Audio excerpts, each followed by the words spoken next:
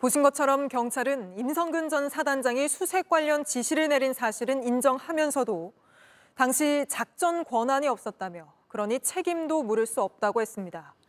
임 전 사단장처럼 현장에 없었고 또 심지어 무리하게 하천에 접근하지 말라고 했던 여단장은 검찰에 넘겼는데 이 수사 결과가 타당한 건지 이어서 이승환 기자가 짚어드립니다.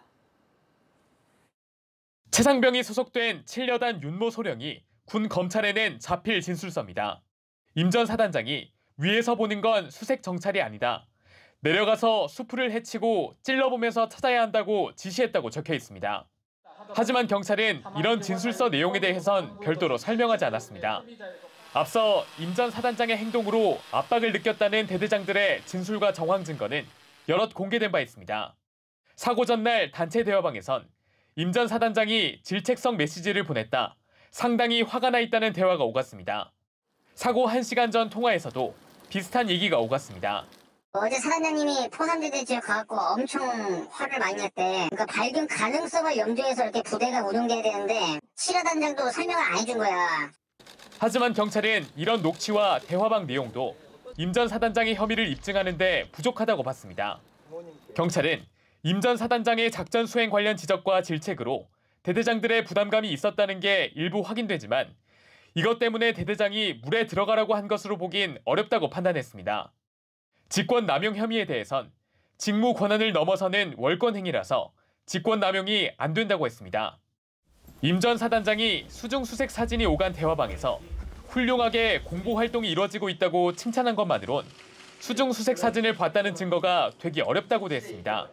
천여 페이지의 진술들과 각종 사진, 카톡, 그리고 생생한 녹취에 반하는 경북청 수사 결과 발표는 그 자체로 반헌법적이다. 반면 무리하게 하천에 접근하지 말라고 지시한 7여단장은 검찰에 송치됐습니다. 수색 지침을 명확하게 설명하지 않았고 소극적으로 지시한 것 등이 포 11대대장이 수중 수색에 나서게 한 데 영향을 미쳤다고 본 겁니다. JTBC 이승환입니다. 한동훈 사퇴 연판장에 동참하라는 노골적인 요구가 있었다. 국민의힘 원외당협위원장 협의회장이 밝힌 내용입니다. 앞선 전당대회에서 대통령실이 꺼리는 후보를 친윤계가 앞장서서 배제시킬 때 썼던 방법을 이번에도 고스란히 쓰고 있다는 주장인데 현 정부 들어 끊이지 않는 대통령실의 당무 개입 논란. 유정화 기자가 이어서 보도합니다. 김종혁 국민의힘 원외당협위원장 협의회장은 한동훈 사퇴 연판장에 동참하라는 요구가 노골적으로 이루어졌다고 했습니다. 누구의 사주를 받은 거냐고도 했습니다. 연판장과 대통령실의 당무 개입 논란은 처음이 아닙니다. 지난해 3.8 전당대회 당시 나경원 후보는 익명의 초선 의원 연판장 사태로 결국 출마 의사를 접었습니다. 오늘 이 정치 현실은 무척 낯섭니다. 저는 이번 국민의힘 전당대회에 출마하지 않습니다. 이준석 전 대표가 윤리위 징계로 임기를 채우지 못했을 때도 대통령실의 당무 개입 논란이 있었습니다. 승리하고 난 뒤에도 바로 공격당하고 연전에서 무시당하고. 안철수 당시 후보는 안윤연대란 표현을 썼다가 아예 대통령실의 공개적인 비판을 받았습니다. 안윤연대라는 표현을 누가 썼습니까? 그건 정말 잘못된 표현입니다. 대통령과 후보가 어떻게 동격이라고 지금 이야기를 하는 겁니까? 당시 윤심을 등에 업고 당선됐던 김기현 대표는 9개월 만에 사퇴했고 이때도 대통령실의 의중이 배경이 됐다는 분석이 나왔습니다. 이후 친윤계의 지지로 비상대책위원장을 맡아 지난 총선을 이끌었던 한동훈 후보가 이번엔 사퇴 압박의 대상이 됐습니다. JTBC 류정화입니다. 이런 가운데 검찰이 도이치모터스 주가 조작 사건과 관련해 지난해 김건희 여사를 상대로 2차 서면 조사를 벌였던 걸로 JTBC 취재 결과 확인됐습니다. 그러나 앞선 1차 조사 때와 마찬가지로 이 사건 처분을 위한 답변을 제대로 듣지 못한 걸로 파악됐는데 검찰은 이 때문에 김 여사에 대한 직접 조사가 필요하다고 판단한 걸로 보입니다. 이어서 연지환 기자의 단독 보도입니다. 올해 초 김건희 여사 소환을 놓고 서울중앙지검과 대통령실 간의 갈등설이 불거졌습니다. 지난 2월 박성재 법무부 장관 인사청문회에서도 이 문제가 거론됐습니다. 김건희 여사를 소환해야 된다. 그래야 이 도이치모터스 주가 조작 사건의 수사가 종결될 수 있다라고 하는 의견이 있는데 묵살되고 있다. 그런데 JTBC 취재 결과 검찰은 이보다 앞선 지난해 여름 김 여사에게 2차 서면 질의서를 보냈던 것으로 확인됐습니다. 그동안 2021년 12월 서면 조사만 알려졌고 검찰이 2차 서면 조사에 나섰던 건 공개되지 않았습니다. 2차 서면 질의서에는 1차 때보다 구체적이고 민감한 질문들이 담겼던 것으로 파악됐습니다. 김 여사 측이 주식 거래로 20억 원의 수익을 봤다는 의혹 등이 포함된 것으로 알려졌습니다. 하지만 검찰은 사건을 처분할 수 있을 만큼 충분한 답변을 듣지 못한 것으로 파악됐습니다.